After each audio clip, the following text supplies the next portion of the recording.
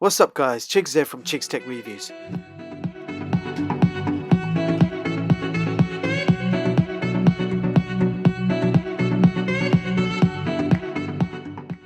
So I've been using the Samsung Galaxy S8 as my daily driver for over 2 months now.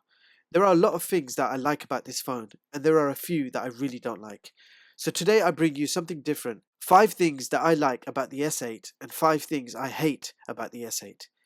Now, I'm not going to mention the obvious stuff like specs, camera, etc. We all know how powerful and great the S8 really is. But instead, I like to try and point out some real useful hands-on facts that I found after using the smartphone for some time. So let's begin with the likes. So the first thing I like about the Samsung Galaxy S8 is the size. Having used and reviewed all sorts of different smartphones this year, I really found the size of the S8 perfect for my needs. It fits in more or less any pocket without hanging out, it's small and compact yet manages to have a large 5.8-inch screen. So Samsung have done a great job with the actual size of the phone. So the second like is the battery life. I found the battery life to be very good. One charge would easily last me nearly 2 days straight. So the battery was perfect for my needs. I had no issues with the battery life. Now the third like is fast charging. I found fast charging to be so damn useful that every phone should now come standard with fast charging. You can get from 0 to 100% battery within around 2 hours, which is very convenient in real world use. So the fourth thing I liked about the S8 is the infinity display. This has to be the most beautiful screen I have ever seen on a smartphone. Samsung have set the bar with the infinity display. It's an amazing design, and we have seen so many smartphone companies trying to imitate the S8 look. So not only do you have an amazing curved bezel-less design, but Samsung also managed to squeeze in all the sensors and the front-facing camera in the right places. And the fifth thing that I like about the Samsung Galaxy S8 is TouchWiz. In the past, with other Samsung phones, I was not a fan of TouchWiz. In fact, I stopped buying Samsung phones because of TouchWiz being so laggy and bloated, etc. Well, that's not the case anymore. In fact, as of 2017, TouchWiz has changed its name to the Samsung Experience, and I have to say it actually looks and runs very smooth, and I'm glad that they changed the name and improved the experience. In fact, every Samsung app preloaded on the phone is actually very useful. There is no unnecessary apps installed, well, except one, but we'll discuss that pretty soon. So I did not have to uninstall anything, and above all, it is not laggy at all. So those were the 5 things I especially liked about the Samsung Galaxy S8. Now let's begin with the hates. So the first thing I hate about the Samsung Galaxy S8 is the fingerprint sensor location. All I can say is OMG.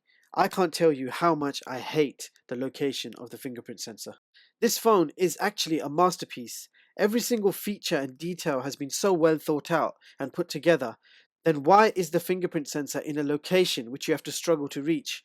Many times I pick up the phone and I just want to unlock it quickly, and I'm reaching for the fingerprint sensor and I miss it 90% of the time. I either touch the camera or the parts between the camera and the fingerprint sensor. I thought it's something I'd get used to over time, but even after a few months, I'm still struggling to unlock the smartphone in the first attempt.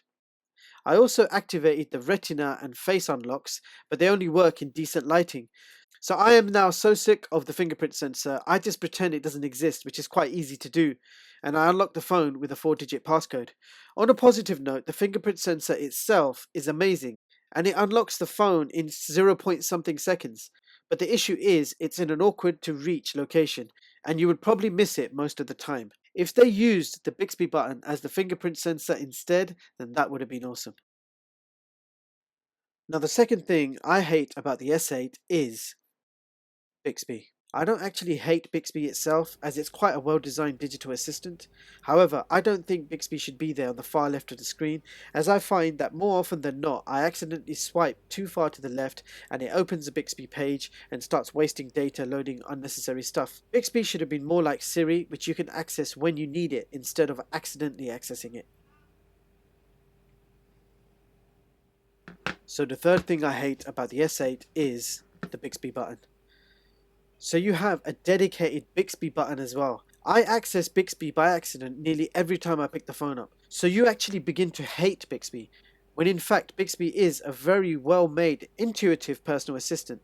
But the way that it keeps popping up accidentally will make you eventually so sick of it that you will start hating it. and therefore you won't feel like accessing it in the future. Now you can turn off most of the BIXBY annoyances from settings, but you will not know that straight away. So Samsung, if you accidentally watch this video, make BIXBY optional. Get rid of the button and the fast screen BIXBY page and find a new way to bring up BIXBY. So the fourth thing I hate about the S8 is the default 4:3 camera aspect ratio. So the camera shoots in 4:3 aspect ratio as default, and things look very nice at Ultra HD. However, when framing shots at 1080p, the camera will basically crop the top and bottom slightly, giving you a zoomed in effect to make it that 16:9 aspect ratio. It's not so much of a problem for most people, but for me, I hate not having a full 16:9 aspect ratio camera on a phone so I can frame shots before I'm ready to shoot. I noticed that Samsung have done this on the S7 and the S8. I have not seen any other smartphone do this to date. Don't get me wrong, this is one of the best cameras I have seen on a smartphone. But as a professional, I've had some issues working with the aspect ratio. It slows me down and reduces the convenience for my work. And the fifth and final thing I hate about the S8 is edge panels. To be honest, the first time I saw the edge panels, I was actually amazed how it comes out from the curved edge of the screen. But a week later, it was no longer interesting or useful to me. Nevertheless, I found it quite easy to switch it off from the settings. So those were the 5 things I really like and hate about the S8.